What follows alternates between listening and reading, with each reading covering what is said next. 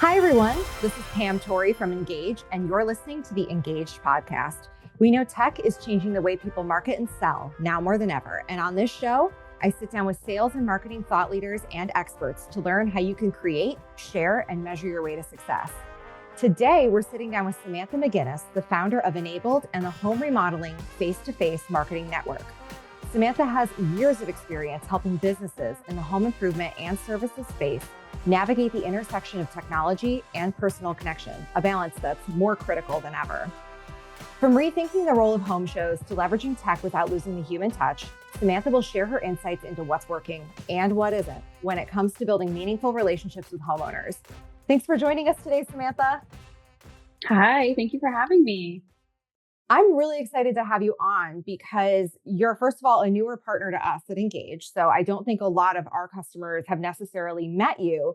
You've also been everywhere over the last few months. Like, I have seen you all over my feed. I have seen you on the docket speaking at events. Like, you're really sort of barnstorming this industry. And so I'm really excited to have you here to talk to our customers.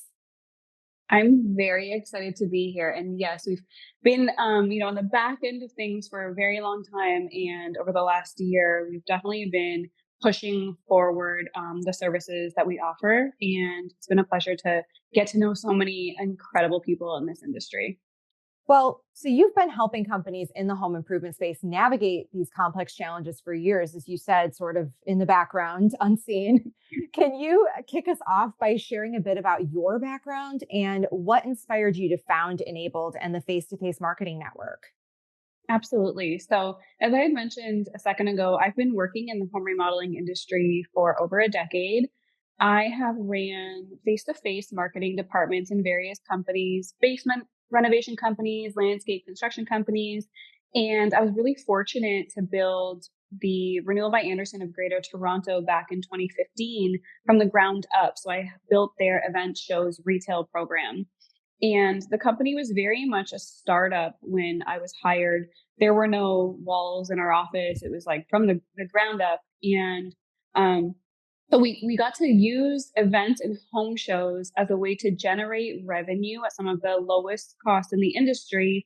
But it was kind of like a short term gain was the immediate revenue from face to face marketing, right? You do an event this weekend, you should produce revenue the next week if you do it the right way. And then also that building the face-to-face marketing also helps to build the company's brand awareness for long-term purposes. So when I left that role, I began to help other companies use the systems and the best practices that I built in that position. And my goal is to help companies achieve the same success without some of the headache that, and the challenges that I faced in building up a startup. And so it's really important to me that I'm able to kind of take those things and deploy them into the market and help other companies win without the challenges that I had to face early on, that I got to face early on. So you brought up face-to-face marketing. You were talking about these home shows, and I've definitely seen a shift in this industry in the last several years. I've been with Engage for a little over 5 years at this point, and in that time, face-to-face marketing has shifted significantly with a lot of companies moving away from those traditional approaches, moving away from things like home shows. What are your thoughts on that trend, and why do you think face-to-face interactions still hold value? Yeah, I think that, everything is kind of cyclical, right? And so we saw early 2020 companies, like were no events and home shows, right? And even probably prior to that, a lot of companies kind of scaled away from doing so much face-to-face marketing. And I think the reason for that prior to 2020 was simply just if you don't have the right systems in place to extract value, which is revenue, right, from these departments the right way, it can be really costly to run a department like this, right? And so, I think that, with this, especially within the home improvement, home remodeling, home services industry, connection is very important, right? That personal human connection is really important in this space. And there's no better customer experience than to build trust and meet people face to face. Like even when I get to connect with the incredible people that Engage at an industry event or a conference, it just solidifies the relationship even farther. So people really, um, I think companies aren't necessarily all back at home shows, but the customers are there. So Mm. I go to a ton of home shows, I'm sure you can imagine, and they're busy, right? And so even though maybe not all the companies are back, homeowners are there. I think people had a long enough time of sitting at home, and people want to get out and meet people, and meet the companies who could potentially be in their home where they're child is and their dogs are, right? I think that human element of marketing and connecting with people is really, really important. I think I don't think it's going anywhere in this industry for a very long time, if at all. So I've heard you when you're out and about on the speaking circuit, out and about doing webinars, that some companies still participating in home shows are doing it wrong. And this is something that really speaks to me as a person who equips a booth and sends people out to trade shows and sends people out to these conferences. You see a lot of folks at these big expos or at these big trade shows hiding behind their booths instead of being out engaging with the people attending, in this case, homeowners. So, what advice would you give to companies who are looking to maximize their impact when they attend a home show? Yeah, this is a great question, and I can be a little bit controversial sometimes, but I would never tell somebody something that doesn't work. And so a couple things come to mind. Number one, trinkets and giveaways, unless they are a requirement of being at a show, we at Enabled and the Face to Face Marketing Network, we personally do not recommend them. They are tough to measure. Like, what is the actual success of that, right? And the thing is we are really there to have incredible people who are vibrant and empathetic and who care about your windows, bathroom, roof, whatever it may be, to have a discussion with you about those things. And so, in the way that we see it, is the trinkets and the pens and all that kind of stuff, it's kind of like a cop out from having those conversations and being the initiator of those conversations, right? Now, the other thing is just that, a lot of work goes into participating in events and shows, I'm sure as you know, right? And once you're there, the work has really just begun. So, my advice is to not let a single person pass your booth without asking them about their siding, bathroom, windows, whatever it is what your product and service is. Make it a challenge. Don't let anybody stop without initiating that conversation with them.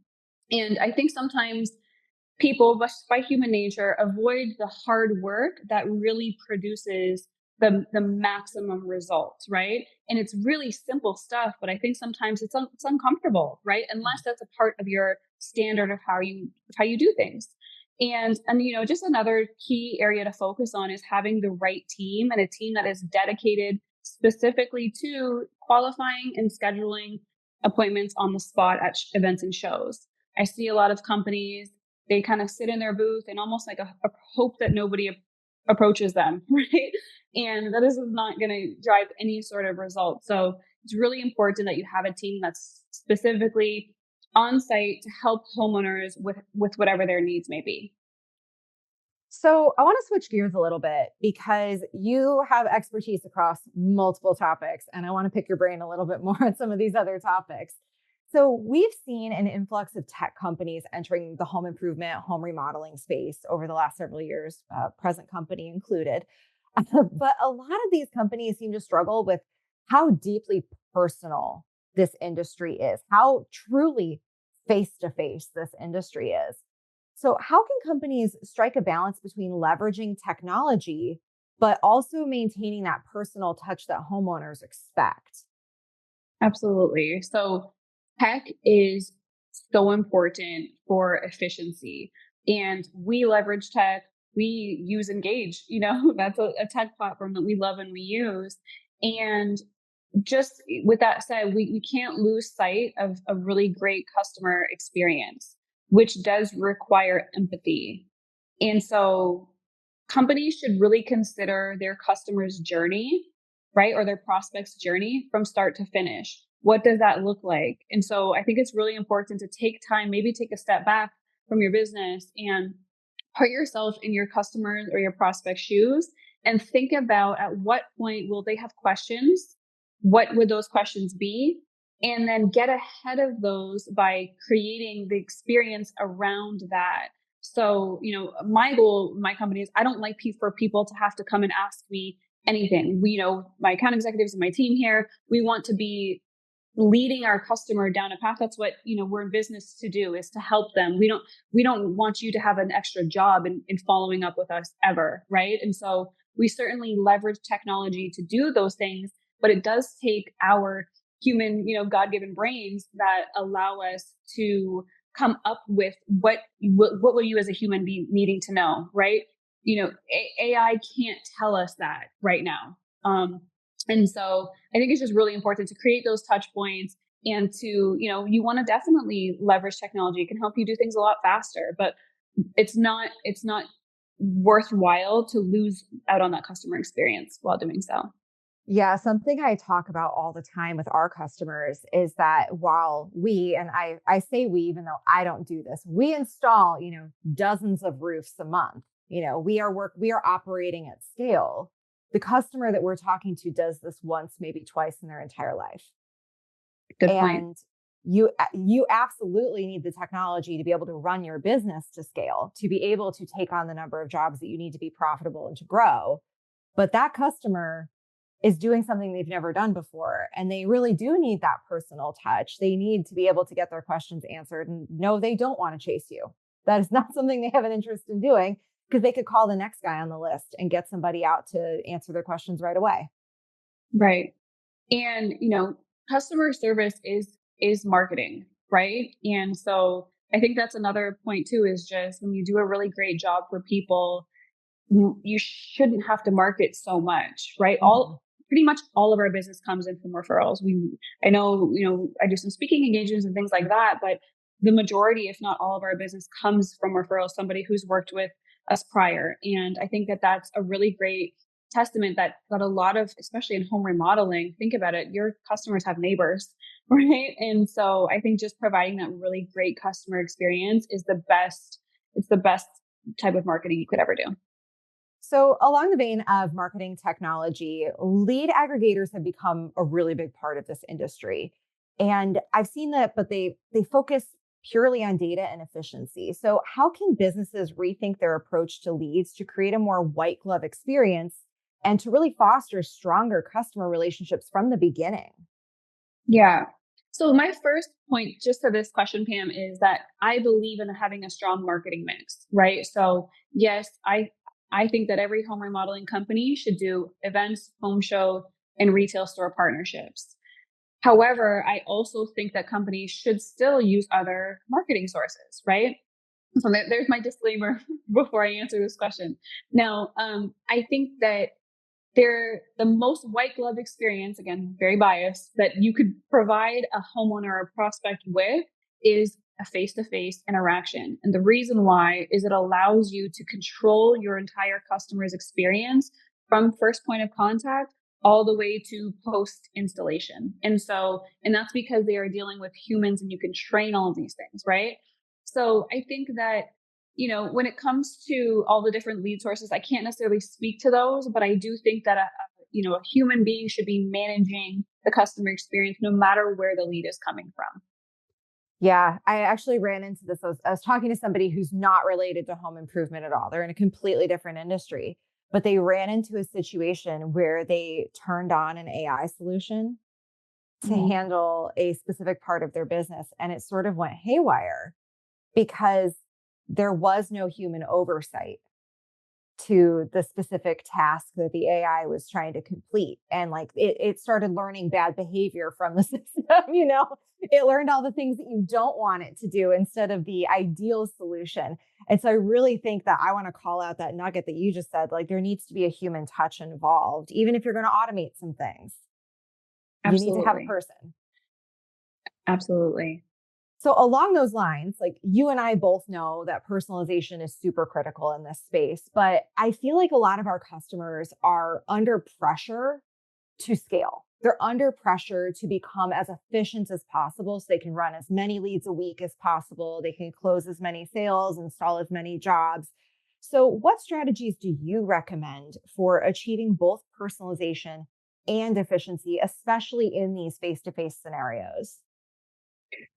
One of the things that when a company reaches out to us to work with them or to potentially work with them, that we look at is we actually analyze first their online reputation score and their operations. And the reason for that is we don't want to take somebody to start to market something that is broken. So, for a number of reasons, right? Obviously, quality over quantity all day, and that's the only way to really sustain in business, in any business, even outside of our industry. And so if a company has unhappy customers, I think that the best thing for them to do is to actually fix what is broken before going and spreading the word on something that's broken. Now, on the flip side of that, if any company who's listening, home remodeling, home services business that might be listening to this, you have a really great product, a great service, and your customers are happy, then more people deserve to know about you, because we need that in this industry, right? And so I think that there's a balance to it. And the reason why I mentioned this when we're discussing efficiency and personalization is I think we should start from like, how are things going right now, to determine how or if we even should reach out to more people to know about us. And so I think when it comes to face-to-face marketing, it's really important that, like, let's say a homeowner goes to a home show next weekend and they meet your business.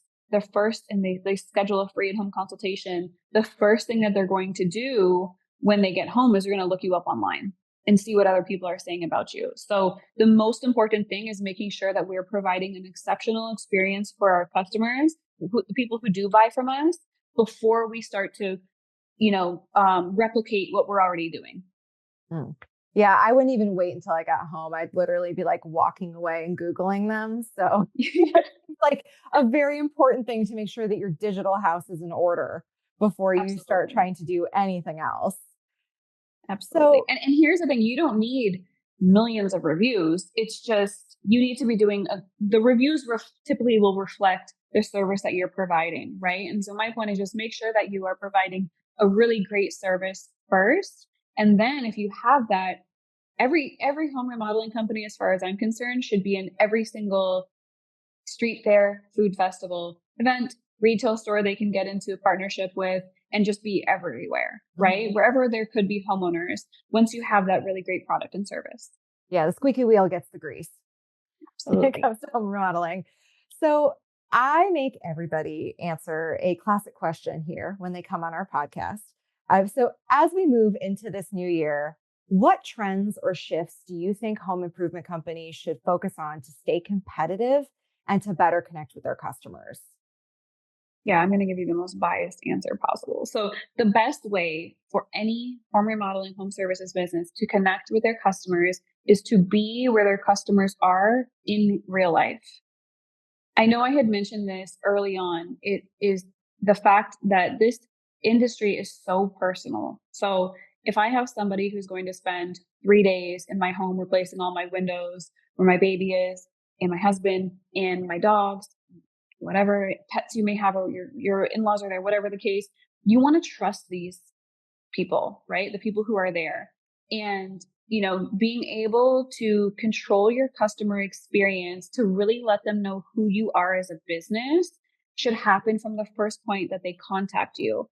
And so, yes, online marketing is important. I believe in newspaper. There's so many different ways that I believe to market.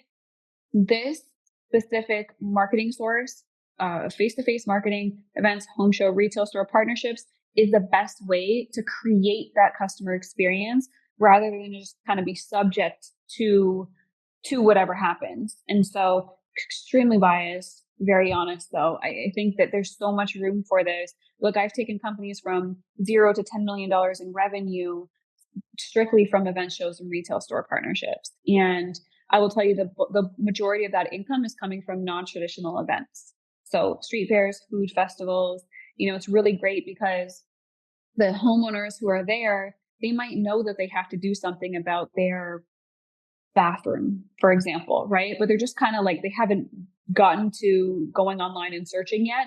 And then they see you when you're at this ice cream festival, right? And this person was so incredible, and they, gave their child a coloring book, and they, were cracking jokes, and, they just had a really nice conversation, and they were empathetic and thoughtful. And I think that that's a completely different experience for the customer. And it's the best way to build trust as well. Well, Samantha, it was a delight to have you on today. Thank you so much for joining us. If people want to know a little bit more about you, where should they go? Yeah, so we have built the only home remodeling face-to-face marketing network, and you can learn more about that at face-to-facemarketingnetwork.com. You are able to get access to all types of online resources and all of our systems to build profitable and efficient home show retail events programs. And yeah, just reach out to us. We're really looking forward to connecting with anybody who'd like to connect with us. Fantastic. Well, I hope that I get to see you in person soon at one of the shows. We'll hope that happens in the near future. It will. I can feel it. Thanks for listening to the Ingaged podcast. Be sure to visit ingage.io for more information on how to create, share, and measure your way to success. If you love the Ingaged podcast, we'd love for you to subscribe, rate, and review us wherever you listen to podcasts. Until next time.